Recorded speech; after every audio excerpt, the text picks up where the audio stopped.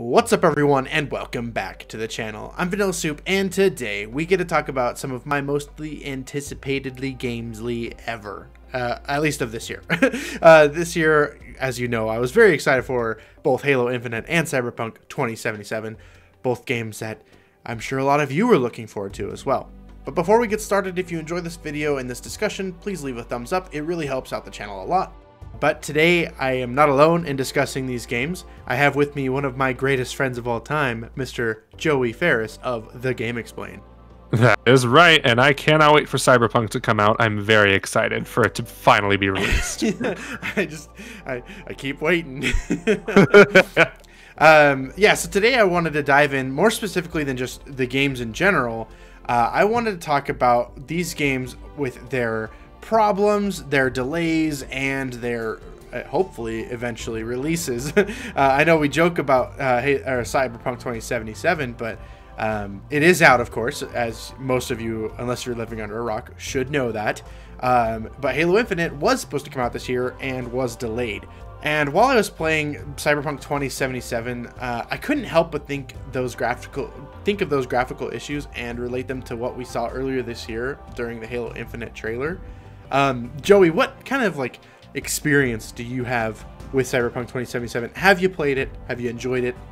Give me your thoughts. So I really did want to play this game even after hearing all the things that are wrong wrong with it. Especially since I was going to play it on PC anyway. I literally bought a M.2 solid state drive to play it because it recommends an SSD to play it on PC. But I decided it would be better to just wait for A, the game to fix itself, and B, for my graphics card to be updated, because I was looking at performance metrics for my particular build and they weren't that great. So I've decided I might as well just wait until I get a 3080. But most importantly, for the game to fix itself, because man, they really did botch this game hard. And it's crazy. I don't think it's as bad. Yeah, I don't think it's as bad as Fallout 76. But it's also, people weren't looking forward to Fallout 76 as much as they were looking forward to this game. So yeah, it's a whole mess. Yeah, I definitely agree with that. And it's crazy to say that we're saying that both as PC players, right? Like, I have played the game. I've streamed it on my Twitch. I played even after that. I've put probably close to 20 hours into that game before I said, enough is enough. I'm kind of washing my hands clean of this, and I'll come back to it once it's, working right. And the reason I say it's interesting that we're talking about PCs because that's at the highest spec level. It's just that poorly optimized. Then we get talking about the console versions, which are just even worse, which then begins the parallels between Cyberpunk and Halo Infinite. Like I said earlier, the things I saw in Cyberpunk made me more worried about the things we saw in that Halo Infinite trailer back in July. Joey, when you think of Halo Infinite now, do you think it, from what you saw, looked better or worse than what we currently have with Cyberpunk? Oh, I think it looks a lot better. I was just telling you, I'm watching since we're doing this an audio call, I'm just having Halo Infinite, the gameplay demo on, just so I can have some frame of reference for what we're talking about. And it is it doesn't look as clean. It doesn't look as good maybe as Halo 5, and it should because it's a next-gen game, but honestly, I would rather it look like this and run great and run with no bugs than how Cyberpunk currently is right now. Yeah. It doesn't, of course, demos, they definitely want to show you the best of the best of the best, and there is somewhat of a there's an element of control, controlling their message they have going on here. But right now I'm confident Halo Infinite's gonna be a solid game. I don't know if it's gonna be best game ever, 20 out of 20 sort of deal, but 20 out of 10 I think guaranteed by Master Chief. Guaranteed. Yes. Masterpiece from Master Chief. But yeah, it looks really good so far. It's especially with the cutscenes, I think the cutscenes in this Halo Infinite demo at least look better than the gameplay, but it does. I think we were talking about this too, maybe 343 breathed a sigh of relief when they saw kind of how Cyberpunk turned out, and it's now gosh, you want games delayed. Yes, exactly. Yeah, and it's interesting going back and reading comments on the Halo Infinite campaign reveal trailer, which I want to make a video about in and of itself. Expect that soon, guys. But And I again, I want to talk about the similarities though. And like Joey brought up, like I'm sure 343 was like sighing with relief that okay, yeah, like a delay was the right move. We don't want fans to think that we kind of rushed it out the door, and we don't want it to kind of have the reception that Cyberpunk had. Which means that I also have to think about their delays, right? In entirety. Halo Infinite has not had nearly as many delays as Cyberpunk has. No way.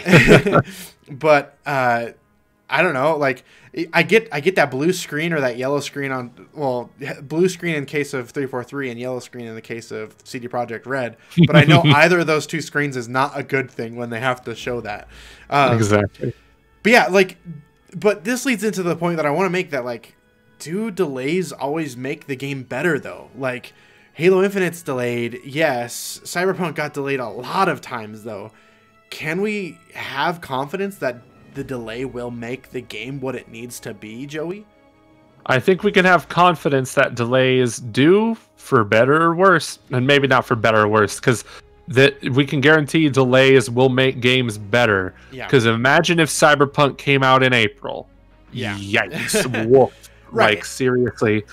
And I think it goes without saying, of course, like the more time to work on a game, the better the game. Of course, that's no brainer. But what I'm mostly asking here is like, the time that Cyberpunk was given clearly wasn't enough. Do you think the time that's given to Halo Infinite and the team at 343, do you think that'll be enough?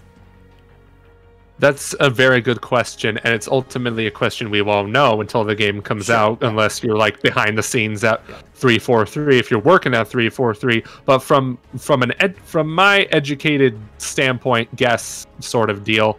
What I'm thinking is, since Halo Infinite's not a full-on RPG with so many NPCs, with so many dialogue options, it's for lack of a better term, not as much of an ambitious game as Cyberpunk tried to be. It's still making big changes to the Halo gameplay style, but it's not like Cyberpunk in that, oh, you're going to meet a bunch of NPCs, you're going to talk to them, there's going to have so many branching story paths. It's not going to be like that. Yeah. And I think it's definitely a more controlled experience. Exactly. Yes. And it's been in the works since Halo 5 pretty much was done. It's like they launched that game and they're like, oh, well, we got to work on the next one now. Exactly. So by that point, it will have been about 6 years of development time for Halo Infinite, and it's a different engine. It's new gameplay mechanics. They're developing it on a new console, but also for old consoles, which I'm sure we'll talk about really soon. Actually, that's the exact. You're great at leading into the next topic. It's like you do this for a living. Because that's what I want to talk about is that older console, the last generation, those consoles being supported. Now, a lot of the problems that we're seeing with Cyberpunk is prevalent in like the last generation of consoles, and then because there's no current generation version, it's just the last generation's ported over. You don't really get a good litmus test of like what this generation of consoles could be doing on their own. Mm-hmm. But this whole situation is having a lot of outcry in the Halo community, especially like, see, this is proof that 343 and Xbox, they need to drop the support of the last generation consoles because we don't want this to happen to Halo Infinite as well. Joy, what are your opinions on that? I wouldn't mind if they did drop the last generation versions of this game. If that means they can make the best possible version of Halo Infinite that they wanted to, I really wouldn't mind that at all. I would not be upset in the least, but I know there will be people that will be kind of upset because they don't want to shell out $500 plus tax for a new Series X. They don't want to have to pay for a new PC. They want to stick with playing the game on their current gen consoles. But also the Series X is selling like crazy, which is just like, people thought that would probably be the Halo Infinite delay would be the nail in the coffin for the Series X. No, I still can't find a Series X. Yeah. Like, I don't know if that's just because they're deliberately not making enough or what have you, but it's clearly Microsoft's. Clearly Microsoft's not struggling in that field right now. So I agree. Yeah. So it's because Halo Infinite, they're making it for the Xbox Series X, Xbox One X, Xbox One, PC, it's still not as many consoles as Cyberpunk, but it's still, when you come up with PCs, you still have to make the game work in all types of settings, and that part's complicated. But Yeah, I don't know. I still feel like they can make a competent, really good game if they make it for last gen and current gen at the same time. Because what was going on with Cyberpunk was something sinister. Yeah, and I think a lot of people forget that this is a first party game, and this is a first party studio making the premier game for the console or for the platform. I think they know what they're doing. Personally, like, I do have faith in that regard, that they know what they're doing as far as releasing goes, especially with all the feedback they've gotten for the MCC and Halo 5. Now, I do think there is a case to be made that there should be maybe just possibly limited support on the last generation of consoles as well. And what I mean by that is, I look at Halo 5's multiplayer, and it's phenomenal. It runs flawlessly. It's a smooth game. It's great. Well, after all the updates they've done to it, it's a complete game that runs on the Xbox One. All of the consoles, Xbox One, Xbox One S, all Xbox One S, X, just whatever, right? And so many ones. Yeah, it's too many.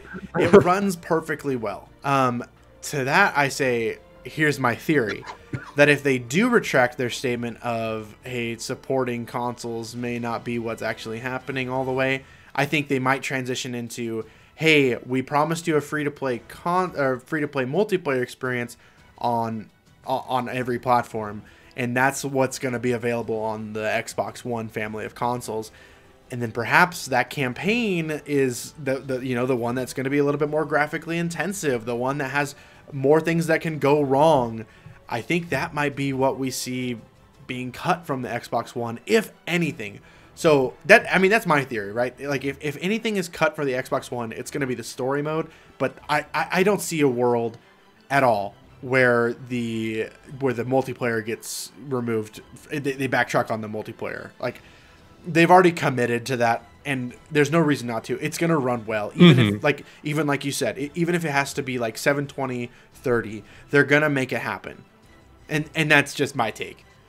I will say, if at some point they decide, at least even for the single player campaign, to just cancel the last gen ports of Halo Infinite, I think they could make I think it would be better for them to just come out and say, hey, we are very sorry, but we really, in order to keep the vision we have for Halo Infinite, we have to make it exclusive to Series X and PC. Very sorry to all those people. If they came out and said that, I don't think they'd get as much flack. I actually think they would get more praise. Like sure, exactly. There would be a lot of people that are like, oh, dang it, I can't afford a console this year. And to that, I totally sympathize. I understand. But to that, I also say, come over to my house. Let's play it together.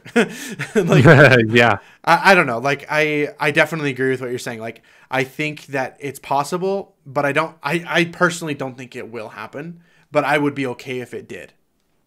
Yeah. Here's the thing. I'd rather they just cancel the last gen ports outright than release an awful last gen port. Yeah. Like, we're talking Cyberpunk levels of bad. That would look way worse on them, even if the Series X and PC ports of this game were flawless. Yeah. And I definitely think with that as well that I don't think the Series X and Series S versions of the game are at any danger here, because this extra time, remember that they said it a while back that the Series X wasn't going to have ray tracing at launch. With this delay, now they're going to have that kind of stuff at launch, and like, all that stuff is there just to make that experience that much better. So I'm not worried about the Series X or Series S version of the game. Heck, not even the PC version, right? With all of its different optimization issues that it could have. But I just think that for those who care about every single detail, that want the consistent frame rates, that want the bug-free experience all the way through, zero tolerance for any mistake, those people are going to be on the newest generation of consoles anyway, right? Like, that's you and me, like, the people that care about that stuff. The guy that is just playing Halo after work and just trying to live his best life, I don't think he cares. I think he just wants the Halo game to come back to. I think he buys an Xbox for Halo, and that's the only video game he plays, Like, and that's a large portion of the Xbox market. Let's not short that, right? Yeah. Yeah. Well, that's actually it for us today, Joey. Thank you so much for joining me. It's been a long time since we've done one of these, so I thoroughly appreciate you being here for this. For those listening at home, You better know who Joey is, but in case you don't, Joey, let them know where we can find you. Well, thank you so much, Kyle. It's been great talking to you this time. Yeah, it's been a really long time, hasn't it? So it's great. Hopefully, we're going to have more of these in the coming year as we get closer to Halo Infinite. Maybe we'll talk more about it on Game Explain. No promises there, but we'll see because it is a big deal. We've done a lot. Yeah, we have done quite a bit of Halo Infinite coverage, especially within the last month.